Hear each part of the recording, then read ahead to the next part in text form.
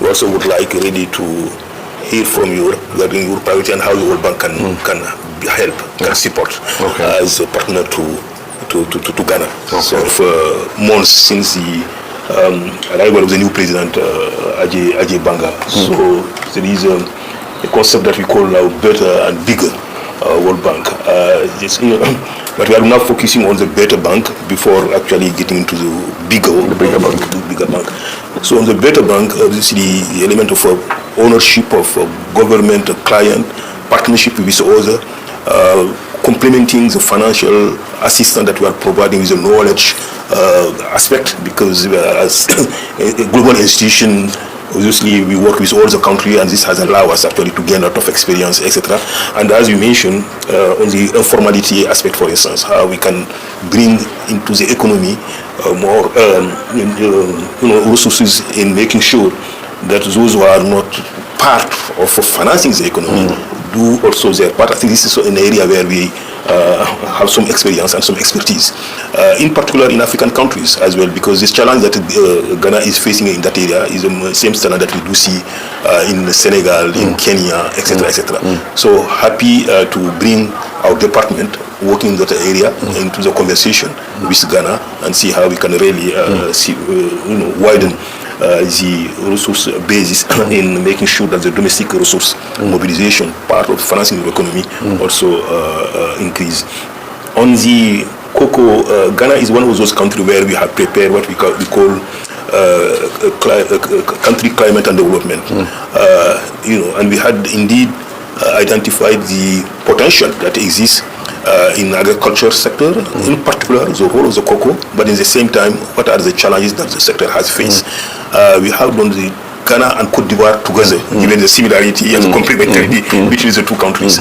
So I think here too, we have some recommendations that the team can certainly discuss with you at some point. And in that regard, see how we can use our existing program, because we have some dedicated program that exists already in Ghana in order to contribute in addressing those challenges that have been mentioned. Energy sector is one that has given us a lot of headache. Yes, I was mentioning to my teams this morning, I will give the floor maybe to Robert and Grover to come in on that, that maybe it would be useful at some point that we have a dedicated session with your administration on that.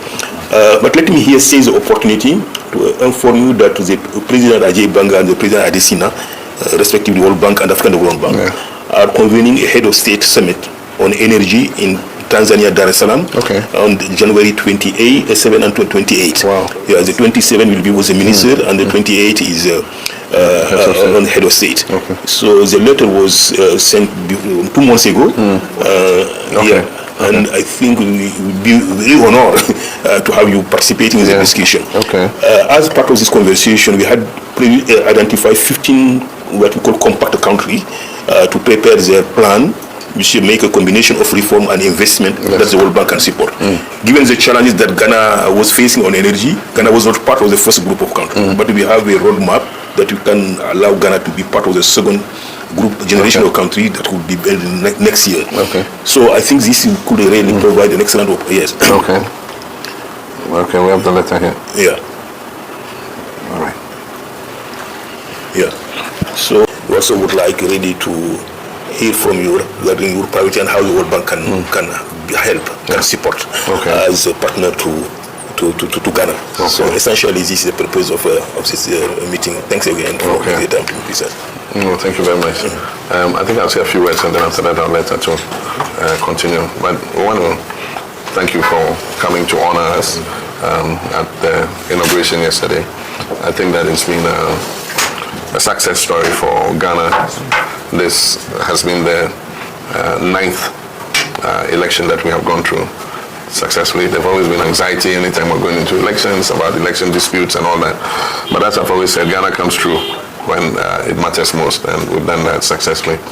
The transition has taken place. It's been smooth, it's been cordial, but there are a few surprises that have come up in respect of the energy sector, in respect of some aspects of government's decisions and things over the last several years. But I think that Ghana has the human resources to be able to deal with the situation and turn things around as quickly as possible.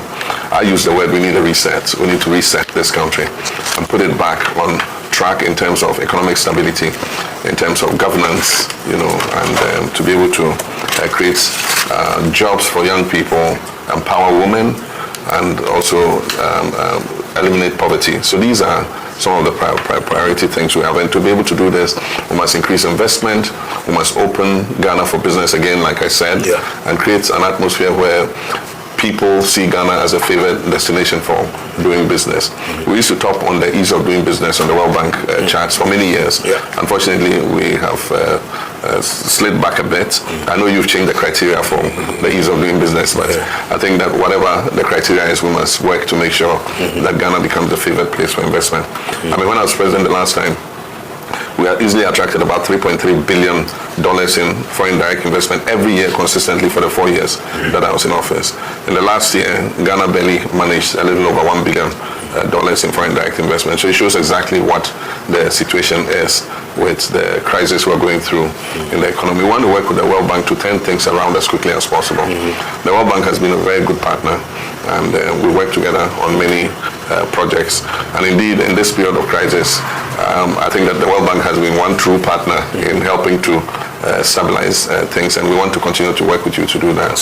I want to thank Robert and Michelle for, they're very good friends, and they have gone over and above to, talk with us and let us know what the projects are. Even before the election, they had the generosity to meet with us and walk us through some of the programs that they currently are implementing, so that in the event that we won, we could understand what the previous government had negotiated already.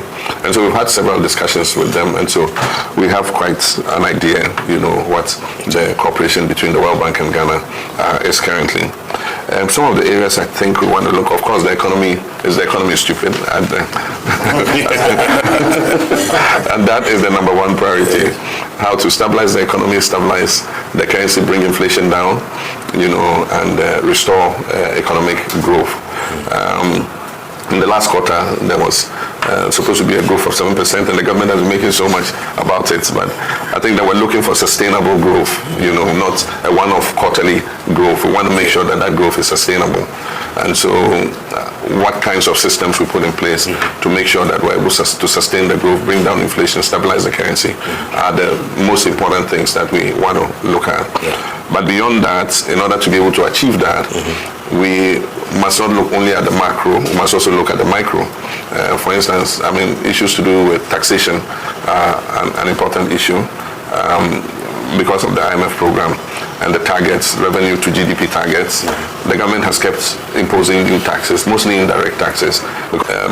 We must hit the nail on the head and look at the more difficult issue of bringing more of the informal sector into the tax net. I'm sure there are best practices all over the world where the informal sector is incentivized to come into the tax net and contribute its parts to revenue. I always give the example of artisans who come to work in my house. I think I've mentioned it to Robert and Michelle before. And they charge me huge sums of money. They're repainting my house because I had won the election, and so they came to repaint my house.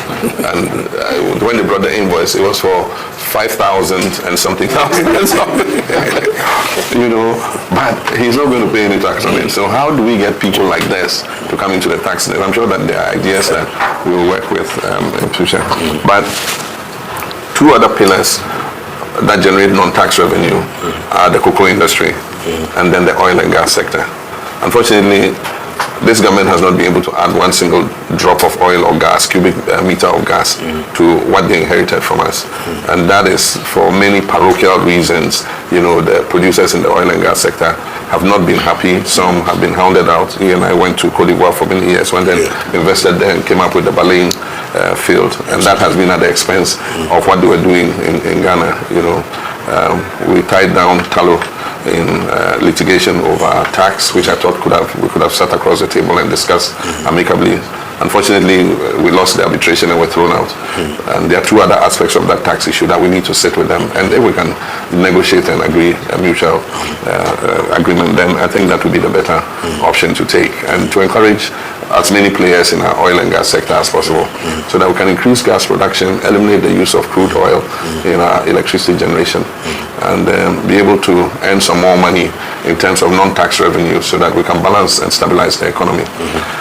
The cocoa sector was doing very well. Unfortunately, I think the new management that was put in by this government has not been as good, and so we've seen a collapse in cocoa production. Part of it is due to climate change, but part of it is also that the farmers do not receive a fair price for their product, because if the farmers receive a fair price and they have a good income flow from cocoa, they're not going to sell their cocoa farm to somebody to come and cut down the trees and exploit and explore for gold. So those are all things we want to see what reforms we bring into the cocoa sector to cut the size of this humongous state enterprise called Cocoa Board that spends 3.4 billion cedis on itself every year, and the farmers go home empty-handed. And so working together with the World Bank, this is something that we want to look at. Now, the Achilles heel of Ghana's financial and economic stability is and blow apart everything that we have achieved, in the last few years. And so how we how we change the systems in the energy sector to make sure that we pay down the debt and make it more efficient than it is currently. I was vice president at the time. My president, Professor Mills, signed the MCC. Actually, I signed it, but he initiated the discussions. When he was ready to sign, I was the one who signed it. And it was meant to improve and make Ghana the most efficient producer of electricity in Africa and become a major hub for electricity exports. Unfortunately, democracy has its dividends, but it also sometimes can be a curse. We left government and a new government took over and took over the Millennium Challenge Compact, mixed up the last segment of it, which was providing efficiency in distribution, billing, metering, and all that. And of course, PDS is history now. But we want to take a look at that again, because if we don't fix the Electricity Company of Ghana, we will continue to have a major problem with our whole power value chain. And so going ahead with privatizing the last point of distribution of electricity to bring in private sector efficiency is something that we want to take up again. We would like to speak with the World Bank to get the expertise to be able to do that.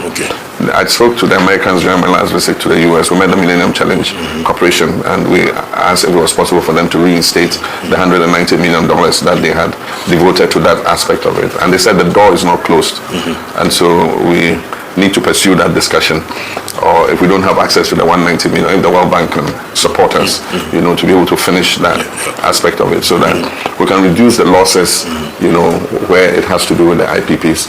But in the meantime, what we want to do is to restore some transparency in the system, restore the cash waterfall mechanism, so that we stabilize the situation until we're able to carry out all the reforms in that sector.